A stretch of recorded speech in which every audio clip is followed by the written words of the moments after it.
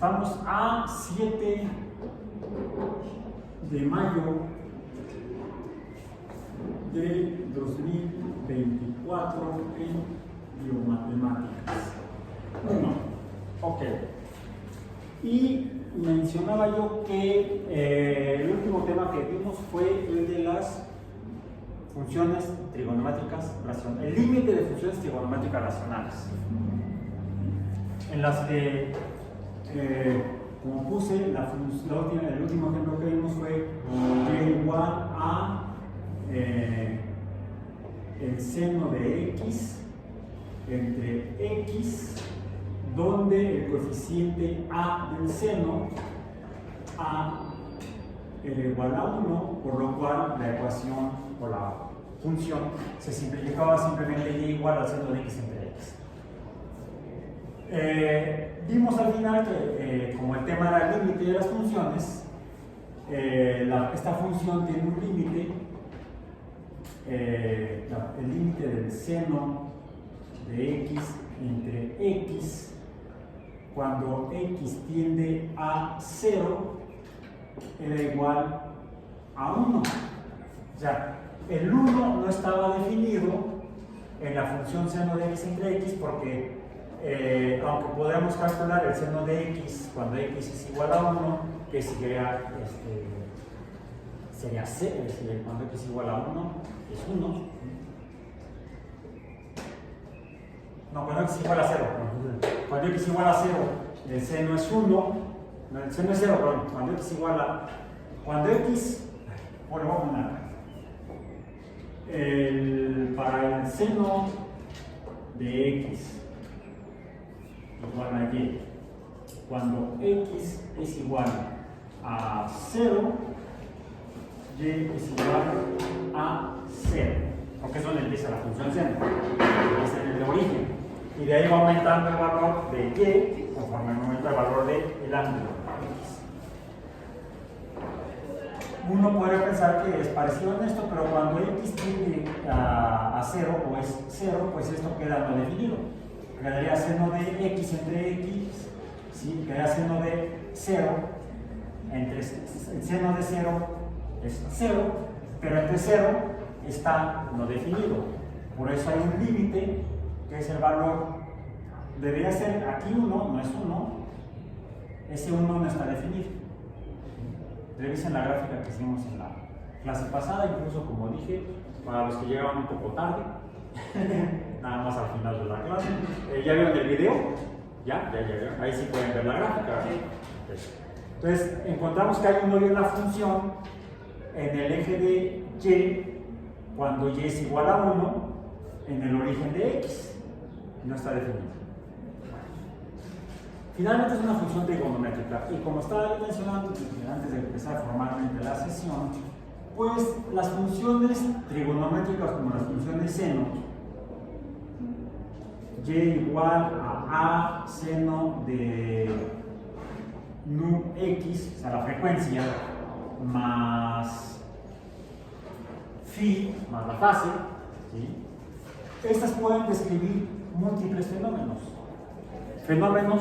periódicos. Esto describe fenómenos periódicos. Los fenómenos periódicos en física son todos aquellos que se repiten. Por ejemplo, una rueda que da vueltas está repitiendo el movimiento circular. Un yoyo que sube y baja está repitiendo el movimiento vertical, sube y baja. Un sube y baja con niños está repitiendo un movimiento de que suben y bajan y cambia el ángulo de cada lado del sube y baja, del centro del sube y baja, que en física le llamaríamos el fulcro de la palanca. Tenemos una palanca con un fulcro que está en medio, sería un sube y baja desde un punto de vista físico. No le digan eso a los niños del sube y baja porque se van a aburrir, se van a bajar y se van a ir, te van a quedar ahí hablando como loco solito. Hay que tener creatividad para aprovechar eso y hacer divulgación de la ciencia en un parque de diversiones. En fin, entonces los fenómenos periódicos son todos aquellos fenómenos naturales que se repiten. La rotación terrestre que da lugar al día y la noche es un fenómeno que se repite, es un fenómeno periódico. Por cierto, lo descubrimos hace apenas, bueno, lo postuló hace 500 años Copérnico y pocos le creyeron. Finalmente, a partir de la observación de Galileo con su telescopio viendo a Júpiter, que descubrió estrellitas moviéndose alrededor de Júpiter de manera periódica, o Copérnico podría tener razón. Y entonces empezamos a creerle a Copérnico que era la Tierra la que estaba rotando sobre su propio eje, y por eso veíamos salir el Sol todas las mañanas y ocultarse a nuestra vista todas las tardes.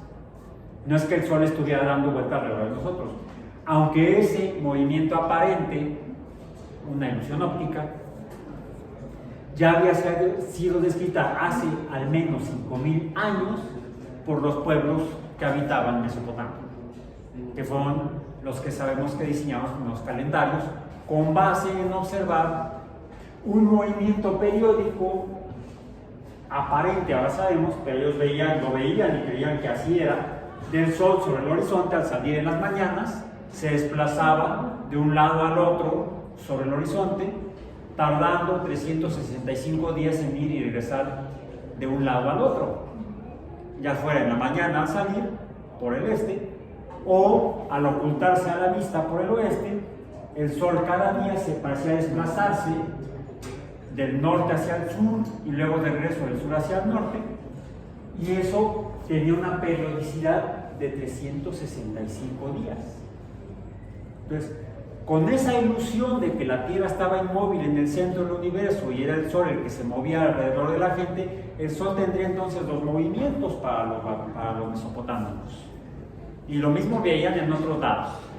Los incas en el actual Perú, los pueblos nativos de Mesoamérica, desde los mayas hasta los aztecas, que eran los que venían de Aztlán. Cuando llegaron aquí se cambiaron el nombre, se pusieron mexicas, porque entonces fundaron México Tenochtitlan, venían de Aztlán, entonces eran aztecas, llegaron a México Tenochtitlan, se convirtieron en mexicas.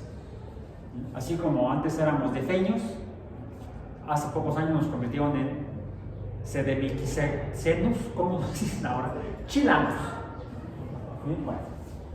Bueno, los mesopotámicos y los mayas y los egipcios, todos veían ese movimiento periódico repetitivo del Sol sobre el horizonte de 365 días, y cada día veían que el Sol se movía aparentemente alrededor de ellos. Dos movimientos periódicos tendría el Sol, uno alrededor de la gente en la Tierra y otro sobre los horizontes.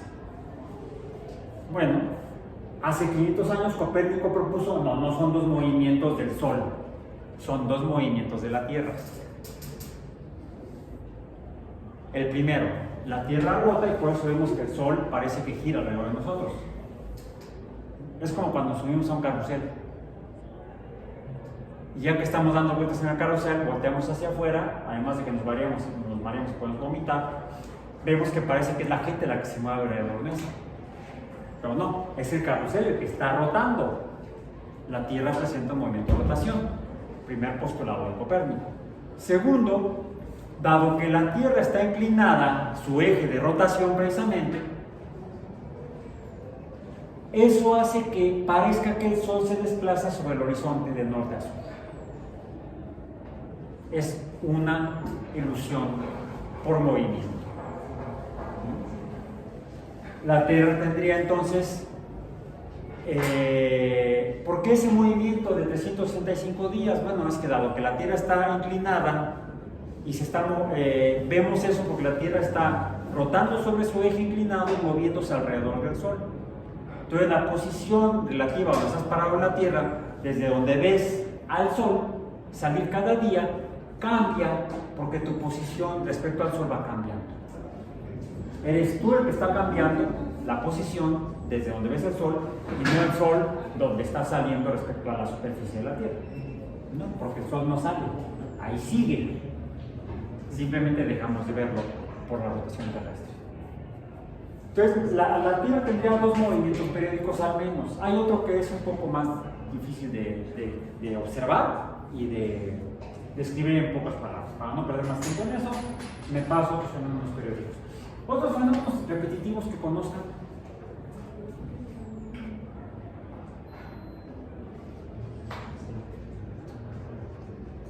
Las migraciones asociadas a estos cambios de la Tierra girando alrededor del Sol, y cómo debido a la inclinación la cantidad de luz que le llega a cada parte de la superficie de la Tierra va cambiando conforme la Tierra va desplazándose o traslazándose alrededor del Sol. Como está inclinada, veamos, imaginemos que la ventana es donde está el Sol y yo soy la Tierra. ¿Sí? En este momento, ¿sí?, está la parte superior de mi cabeza está recibiendo más radiación solar que mi barbilla. Y entonces, como llega más luz acá, se calentaría más la superficie en mi parte alta de la cabeza, donde está el cabello, que en la barbilla, que donde no hay cabello, no hay barba, hay que esperar por ahí. Si yo me desplazo al otro lado de la Tierra, ahora el Sol estaría por allá. Ahora es la barbilla la que recibe mayor cantidad de luz cada día que la coronilla. Entonces ahora se calienta más el hemisferio sur que el hemisferio norte. Ahora es verano en el sur e invierno en el norte. Hace calor aquí, más calor en el sur, porque le llega más radiación solar y le llega menos radiación solar al norte, y por eso está más frío, se enfría, es invierno. En cambio, cuando está en la posición opuesta, es el norte al que le llega mayor cantidad de radiación solar, que es como estamos ahorita nosotros en el hemisferio norte de la Tierra. Cada día nos está llegando más radiación solar, se calienta más el hemisferio norte, que es donde está México, en la superficie de la Tierra, al norte del Ecuador. Y en cambio en Sudamérica llega menor cantidad de luz, están por llegar al invierno, están bajando las temperaturas en el hemisferio sur. Los cambios estacionales son periódicos. ¿Cuánto tardan? 365 días en que se llegue al clímax del verano y al clímax del invierno. Y como hay en el invierno hay menor radiación, la radiación solar es necesaria para la fotosíntesis, las plantas entonces quizá estén produciendo menos biomasa, están creciendo menos, hay menos comida para los organismos herbívoros. ¿Qué tienen que hacer? Migrar. O hibernar si no puedes migrar. O sea, aliméntate bien, guarda. Yo no guardo. No tengo eso ni guardar. Además, en los humanos no funciona así. Los humanos no tenemos tejido adiposo café como si tienen los osos, los murciélagos y otras especies que hibernan. Ese tejido adiposo café es el que se guarda como reserva para poder tenerlo como reserva alimenticia para el metabolismo de las células en los tejidos de los órganos de esos animales, de los organismos, de los animales. Los humanos evolucionamos, nos formamos a partir de selección natural en el este de África, un continente muy alargado y que atraviesa el Ecuador. Entonces, el norte de África en el invierno está frío, mientras el sur está cálido, y cuando está del otro lado de la Tierra, en África, el sur ahora está cálido y el norte está, ¿cómo lo dije al revés? Bueno, se invierten, ya saben. En el norte de África en un momento es invierno y en el sur de África es verano, y 6 meses después es al revés. Los humanos, que éramos carroñeros, nada de cazadores, no, éramos carroñeros. Nos alimentábamos de lo que dejaban de los cadáveres los depredadores de los grandes herbívoros. Sí, a los grandes herbívoros se los cazaban las manadas de leones y otros grandes depredadores, se alimentaban, se iban y pues uno se conformaba con lo que dejaban los leones y afortunadamente la carne pegada al hueso es la más rica. Y si no, pues al menos podíamos fracturar los huesos largos y sacarle el tuétano. Grandemente rico en lípidos poliinsaturados, los cuales son indispensables para la formación de tejido nervioso acá arriba. Entonces, gracias a eso, se pudo nutrir la humanidad y dar lugar a que bioquímicamente fuera factible tener células nerviosas más eficientes. Contribuyó a la inteligencia humana, el ser carroñeros. Íbamos persiguiendo las manadas en esas migraciones de norte a sur, porque son fenómenos periódicos. Entonces, algo que encontramos en los fenómenos periódicos es que las cosas se repiten.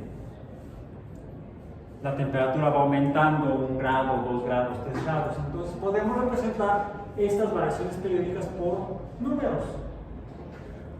1, 2, 3, 4, 5. Quizá pudiéramos contar las salidas del sol y cuánto se va desplazando en un sentido y cuánto se va desplazando en otro. 6, 7. Además recordamos que cuando empezamos a ver el concepto de número, que el concepto de número lo desarrollaban los humanos en el norte de África. Al menos la evidencia sí lo muestra, con el hueso de Ishan. Y aquí sabe quién se llama así, el chango, que lo hizo. Entonces, inventamos los números, o ya teníamos la noción de números porque sabemos que también hay algunas especies animales que manejan el concepto de número porque cuentan. Incluso algunos animales que uno podría pensar que no tendrían la capacidad de contar, como algunos insectos, como las abejas. Las abejas son organismos sociales que manejan conceptos numéricos. Y no solamente eso, los usan para medir distancias y tiempos. Si no, como saben, cuando una abeja va volando y encuentra flores o néctar, pues ¿qué es lo que hace? Se regresa al panal y les pasa la información de la ubicación, distancia y el tiempo que toma llegar ahí respecto a la posición del sol, por cierto, al resto de las abejas. Las abejas hacen matemáticas y las usan, hacen física. Más respeto cuando hablemos, o más cuidado cuando hablamos de inteligencia. Entonces, el hecho es que los humanos teníamos el concepto de número, lo usamos para contar y lo empezamos a usar para medir sucesos, medir tiempos, medir eventos. Y entonces lo representamos con números. Y podemos además representarlos gráficamente, de esta manera, que sea la más reciente, la de los indios. Y cuando tenemos este tipo de números así, a esto le llamamos una sucesión de números, que es una fila. Finalmente es una fila de números. Una sucesión es una fila. Ahora,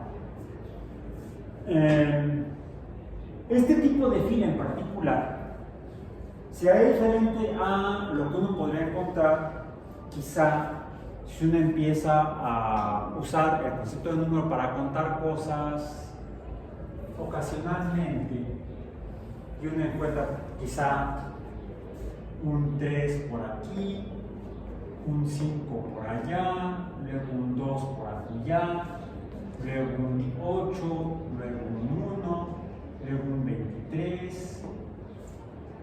Esto es otra fila de números. Pongamos acá, piensa un número. 4. Y otro.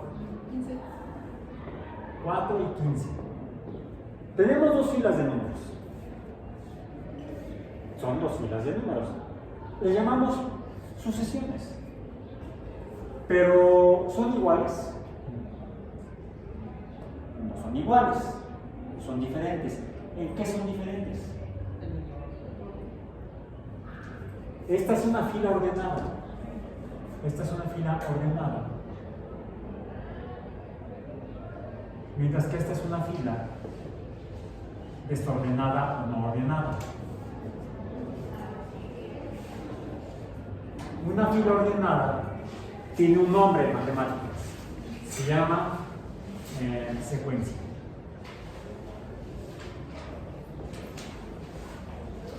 Una secuencia es una fila ordenada de números. Y esta es una fila desordenada. Podemos darle un nombre. Es una sucesión aleatoria. O sea, al azar. No tiene orden. No hay un orden.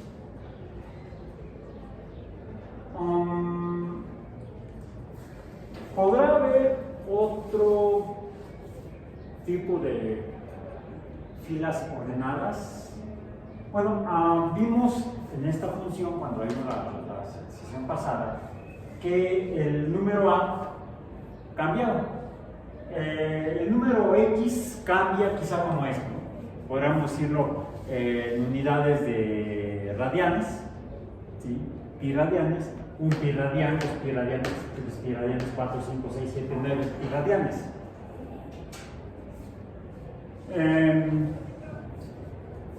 Y conforme cambia, en esta función cambia el valor de X, quizá en una secuencia ordenada de números enteros, el segundo una unidad mayor que el primero, el tercero una unidad mayor que el segundo, es decir, 1, 2, 3, 4, 5, etc.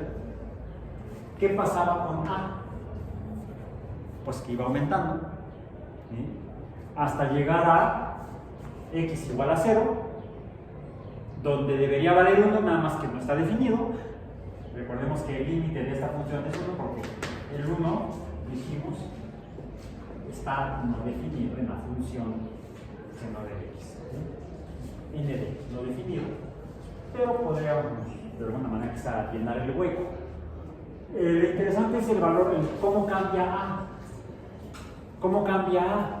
Pues quizá fuera aumentando, donde aquí lo que tenemos es que 2 es mayor que 1, 3 es mayor que 2, 4 es mayor que 3. En el lado izquierdo menor a 0 de esta función A iría aumentando. Tendríamos quizá valores de 1, 2, 3, 4, la amplitud de A. ¿Y qué pasa cuando pasa de 0? Cuando pasa de X igual a 0. Pues que la amplitud empieza a disminuir. Podríamos tener quizá esto: 9, 8, 7, 6, 5, 4, 3, 2, 1. ¿Y eso qué es?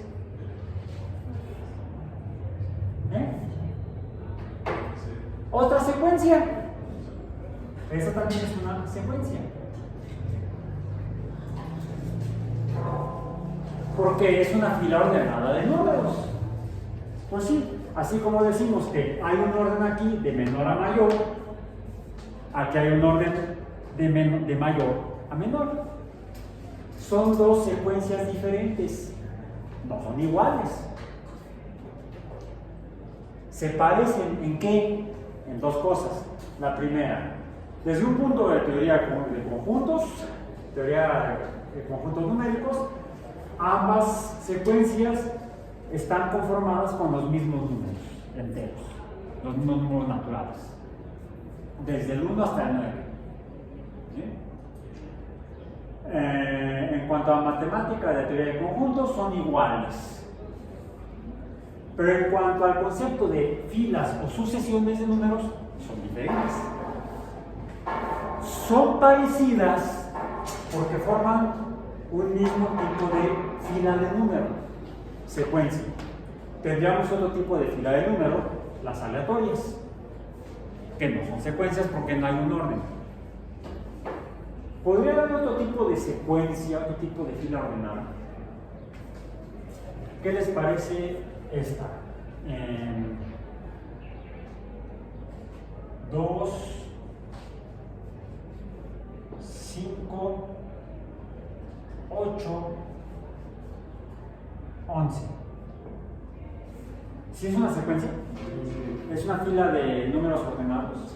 ¿Por qué? Aumenta la misma cantidad. Aumenta la misma cantidad. 2 más 3 es igual a 5. 5 más 3 es igual a 8. 8 más 3 es igual a 11. Como aquí sería 1 más 1 es igual a 2. 2 más 1 es igual a 3. 3 más 1 es igual a 4. Digamos que encontramos el orden en las secuencias. Y en esta le voy a sumar, pero números negativos. 9 más menos 1, 8. 8 más menos 1, 7. 7 más menos 1, 6. Y así sucesivamente. Por eso es que le llamamos sucesiones. Las sucesiones son secuencias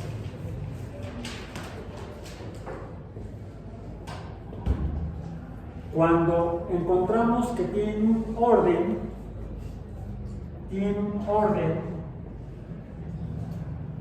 al que llamamos patrón.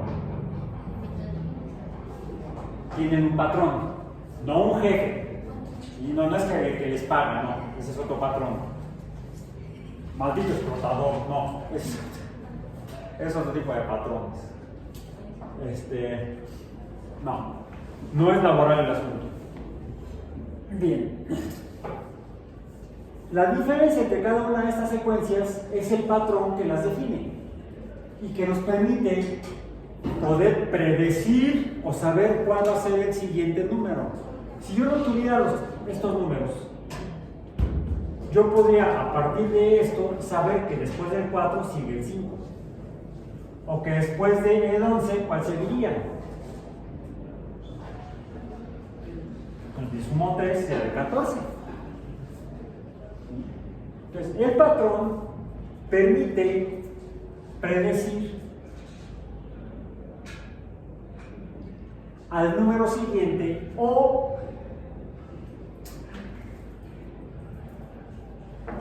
término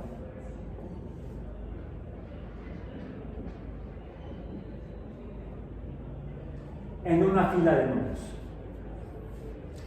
Cada uno de estos números en una fila ordenada recibe el nombre de término. La fila de arriba, de 1 a 9, tiene 9 términos. La fila de la siguiente secuencia, esta no es secuencia, entonces no podemos decir que sean términos porque no están ordenados. Son simplemente una fila de números aleatorios. Podemos decir, bueno, el sexto número aleatorio, ¿cuál es? Pues tengo que verlo, porque no hay manera de predecirlo. Es impredecible. Para que una fila sea aleatoria, tiene que ser impredecible.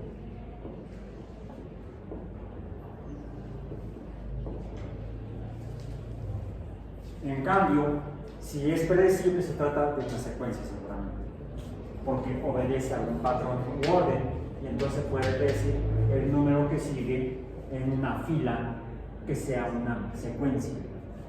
Bueno, entonces, cada uno de estos números en una fila ordenada recibe el nombre de término.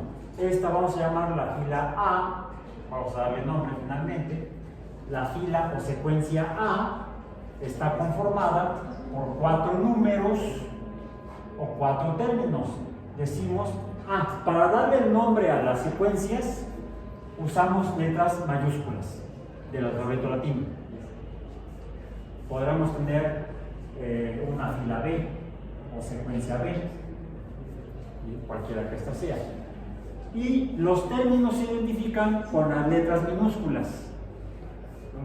A, coma, A, coma, A, coma, A, coma. Pues ya pasó la hora de la comida. Me he comido, nada más desayuné. Entonces ya vamos a terminar para irnos a comer. Bueno, al menos yo. Indicamos o identificamos cada uno de los términos por la posición que ocupa en la fila. Es decir, el 2 ocupa la primera posición, el 5 ocupa la segunda posición, el 8 ocupa la tercera posición y el 11 ocupa la cuarta posición. Y entonces aquí ya no lleva coma. Nada más sería A subíndice 4. ¿Bien? Estas tres son filas que tienen un número definido de términos o números.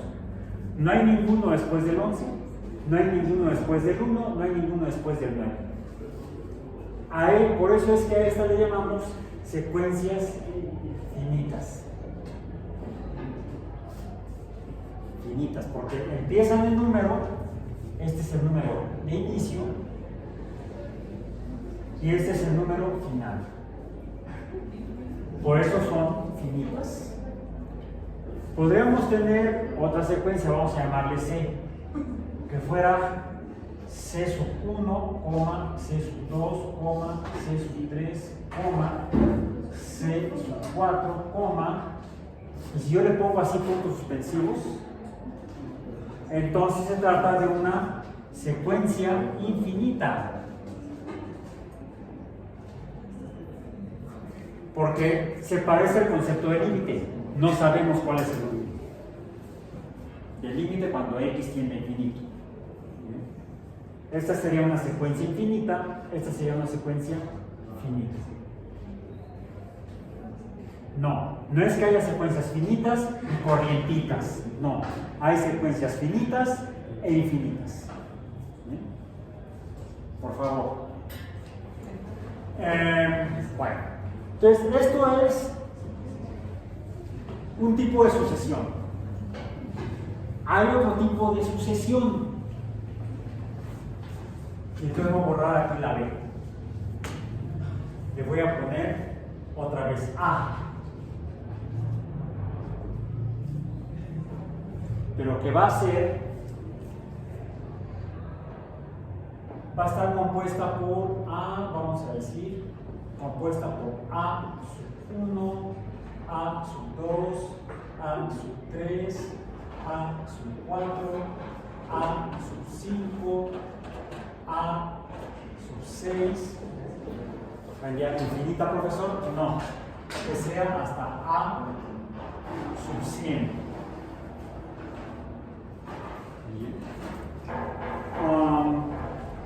Y serían los mismos que tenemos acá: 2, 3, 4, 5, 6, hasta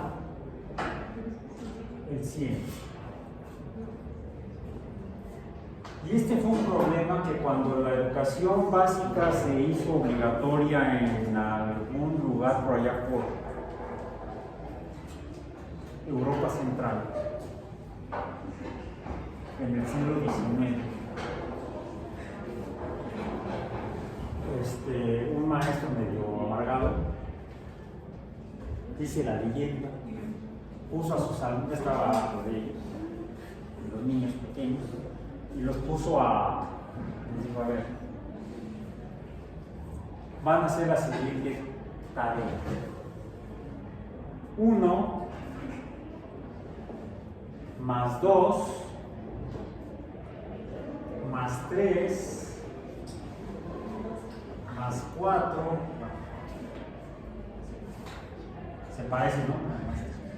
Más como así, sin la parte de acá, más 5 más 6 hasta llegar a 100. Fíjense, es la misma fila de números hasta 9, sería la misma fila de números de la secuencia primera que escribí. ¿Qué lo digamos? ¿Ya viste la película? No. Yo sí. Digo, lo menciono por lo siguiente. Me la encontré de puro churro en YouTube. ¿Y esa? La empecé a ver, me encantó la película. Se llama Midiendo el Mundo. Es una película europea. Sí, fue producida creo que no recuerdo si en Alemania, no recuerdo si fue en Alemania o en Inglaterra. No recuerdo si debe ser en Alemania porque el título estaba en alemán. Midiendo el Mundo. Y no solamente presentas una supuesta historia de Carl Friedrich Gauss, famoso matemático de origen centroeuropeo, porque Alemania no existía, como ya hemos mencionado antes, sino de un paisano suyo, nada más que no fue matemático. Era un chico hijo de una familia noble. Alexander von Humboldt,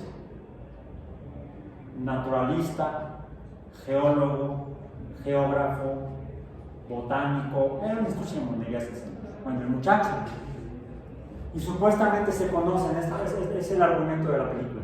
Se conocen Gauss y siendo hijo de una familia de bajos recursos, y Gauss, hijo de una familia de mucha lana, un aristócrata.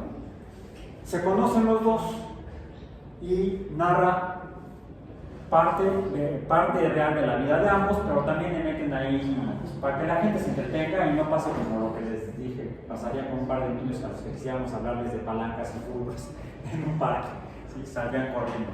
Nadie vería una película completa de dos científicos ahí discutiendo. Los han visto discutiendo por ahí, es aburridísimo. Bueno, a veces depende. Hubo congresos en los que yo nada más esperaba ver en qué momento las sillas salían volando. Y a veces algunas discusiones son divertidas, otras no. En la película narra que ¿viste el corto? ¿No? ¿O quién te lo platicó? No. ¿O están algunos No, libros? lo vi. ¿Lo viste? Yo vi que, bueno, que... No me digas que eres inmortal y vienes de aquella época. Sí. Fue compañero de Gauss en la primaria. No, un profe me lo enseñó. Un profe. Sí. Ok. No sé si habrá visto la película también. Midiendo el Mundo, búsquenla, porque después de que la vi, la quitaron. Pero uno encuentra al menos el corto de esta parte de la película, donde está el maestro regañando a los niños, los pone a sumar esto, los niños se callan y entonces se ponen a sumar. Y hay por ahí un niño que se pone a ver el techo. De repente agarra su tableta, no era iPad, yo creo, y empieza y se la lleva el maestro. Y el maestro, cuando ve que se para, ya te vas, Gauss. Y entonces va y le lleva la tableta, la de Gis, y la ve, y pues, ¿de dónde sacaste esto? Creyendo que el niño era como algunos que por ahí que piratean tesis. ¿De dónde lo copiaste? No, pues, y entonces le da el Gis y el niño le explica cómo lo hizo. ¿Cómo llega al resultado de esta sumatoria? Así representamos ahora la suma de filas de números ordenados, que entonces reciben otro nombre. Se llaman series numéricas. Tenemos dos tipos de sucesiones en matemáticas. Las secuencias, que no son más que filas ordenadas de números y no hay mayor relación entre los números, no hay operaciones matemáticas entre ellos. Y las series, que son filas ordenadas de números, pero que tienen relaciones matemáticas entre ellos. ¿Cuál relación? Se están adicionando, se pueden estar sumando, algo pasa entre los números que forman parte de la fila. Y entonces hablamos de series. Series aritméticas, cuando hay operaciones de este tipo, y series de otro tipo que vamos a ver en la próxima clase. Por hoy terminamos. Busquen el video en internet, al menos van a encontrar esta parte. Está está padrísimo. ¿Sí? Además está muy bien hecha, como película está muy bien hecha. Ojalá la puedan encontrar en algún lugar por ahí perdida, que no haya sido censurada por violación de derechos de copia. Malditos los odio. Por eso mis videos son abiertos. Nada más, por favor, citen, no pirateen, citen nada más.